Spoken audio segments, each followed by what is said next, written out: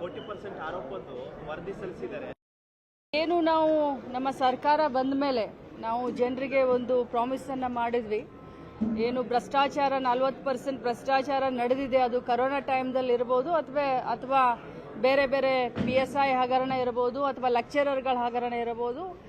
ಈ ಎಲ್ಲ ಹಗರಣಗಳ ಸೂಕ್ತವಾದಂಥ ತನಿಖೆಯನ್ನು ಮಾಡ್ತೀವಿ ಅಂತ ನಾವೇನು ಜನರಿಗೆ ಆಶ್ವಾಸನೆ ಕೊಟ್ಟಿದ್ವಿ. ನಿನ್ನೆ ಬಂದು ಆಯೋಗದ ಮುಖ್ಯಸ್ಥರಾದಂಥ ಬಂದು ವರದಿಯನ್ನು ಒಪ್ಪಿಸಿದ್ದಾರೆ. ಇವತ್ತು ಕ್ಯಾಬಿನೆಟ್ ಇದೆ, ಕ್ಯಾಬಿನೆಟ್ನಲ್ಲಿ ಇದ್ರ ಬಗ್ಗೆ ಚರ್ಚೆ ಆಗುತ್ತೆ. ಏನು ಮುಖ್ಯಮಂತ್ರಿಗಳು ಮತ್ತು ಕ್ಯಾಬಿನೆಟ್ ಡಿಸಿಷನ್ ತಗೊಳ್ತಾರೆ, ಅದ್ರ ಮೇಲೆ ಕ್ರಮ ಆಗುತ್ತೆ.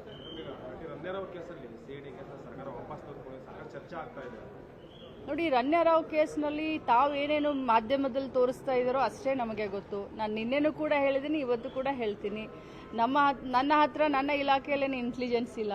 ಹೋಮ್ ಮಿನಿಸ್ಟ್ರಿಗೆ CM ಸಾಹೇಬರಿಗೆ ಇದ್ರ ಬಗ್ಗೆ ಗೊತ್ತು. ಬಟ್ ಒಂದೇ ಮಾತನ್ನ ನಾನು ಹೇಳಲಿಕ್ಕೆ ಬಯಸ್ತೇನೆ, ಸರ್ಕಾರದ ಯಾರೇ ಇದರಲ್ಲಿ ಇನ್ವಾಲ್ವ್ ಆಗಿದ್ರು ಕೂಡ ಅದು ತನಿಖೆಯಿಂದ ಹೊರಗೆ ಬರುತ್ತೆ. ಹೊರಗೆ ಬಂದ ಮೇಲೆ ಏನೇನು ಕ್ರಮ ಆಗುತ್ತೋ ಅದು ಕ್ರಮ ಆಗುತ್ತೆ. ಮೇಡಮ್, ನಿನ್ನೆಷ್ಟೇ CM ಅವರು ನಾನೇ 5 ವರ್ಷ CM ಆಗಿರ್ತೀನಿ ಅಂತ ಹೇಳಿದ್ದಾರೆ. ವಿರೋಧ ಪಕ್ಷಗಳಿಗೆ ಬದಲಾವಣೆ ಹೇಳ್ತಿದ್ರು, ಅವರು ಒಂಥರ ತಿರುಗೇಟು ಕೊಟ್ಟಂಗಾಗುತ್ತೆ.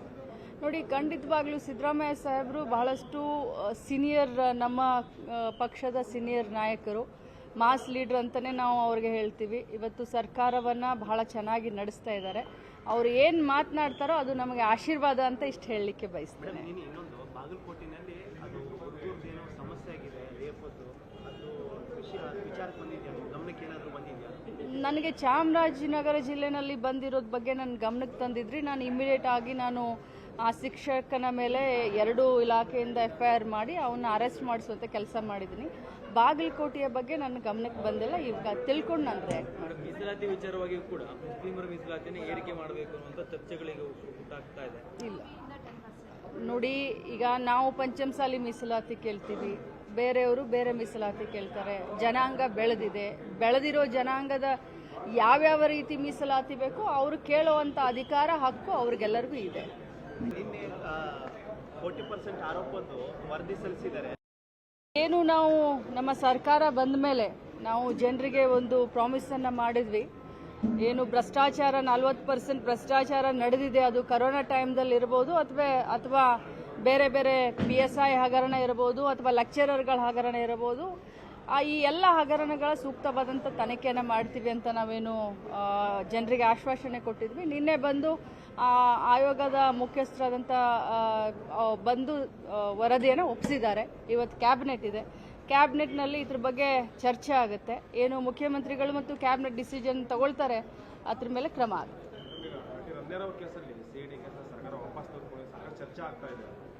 ನೋಡಿ, ರಣ್ಯರಾವ್ ಕೇಸ್ನಲ್ಲಿ ತಾವು ಏನೇನು ಮಾಧ್ಯಮದಲ್ಲಿ ತೋರಿಸ್ತಾ ಇದ್ದಾರೋ ಅಷ್ಟೇ ನಮಗೆ ಗೊತ್ತು. ನಾನು ನಿನ್ನೆನೂ ಕೂಡ ಹೇಳಿದ್ದೀನಿ, ಇವತ್ತು ಕೂಡ ಹೇಳ್ತೀನಿ.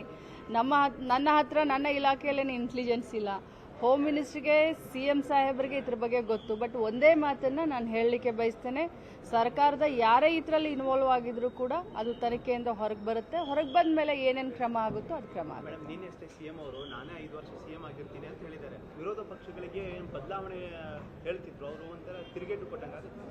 ನೋಡಿ, ಖಂಡಿತವಾಗ್ಲೂ ಸಿದ್ದರಾಮಯ್ಯ ಸಾಹೇಬರು ಬಹಳಷ್ಟು ಸೀನಿಯರ್, ನಮ್ಮ ಪಕ್ಷದ ಸೀನಿಯರ್ ನಾಯಕರು, ಮಾಸ್ ಲೀಡರ್ ಅಂತಲೇ ನಾವು ಅವ್ರಿಗೆ ಹೇಳ್ತೀವಿ. ಇವತ್ತು ಸರ್ಕಾರವನ್ನು ಬಹಳ ಚೆನ್ನಾಗಿ ನಡೆಸ್ತಾ ಇದ್ದಾರೆ. ಅವರು ಏನು ಮಾತನಾಡ್ತಾರೆ